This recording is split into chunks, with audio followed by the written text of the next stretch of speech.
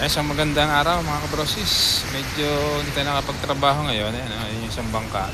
Pipinturahan din natin yung pinakadagarag na ginawa. Tapos ito naman ay hilamusan natin ang ano niya, pintura. Kulay orange. Epoxy paint. Ayan, ay, pinaiber natin yung mga kanyan. Mga putok. Tapos pipinturahan sana natin ngayon yan. Problema nga ito. Yung mga panahon yan. Naman ang panahon, nalakas ang alon. Ano, nalakas ang alon. Kaya hindi tayo nakapagtrabaho. Pakita ko sa inyo ang kalagayan ng dagat.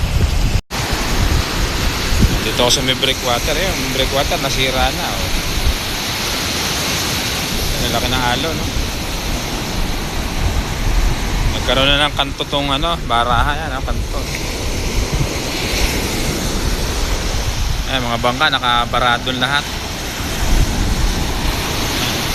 Ay, naputol na yung breakwater sa lakas ng alon.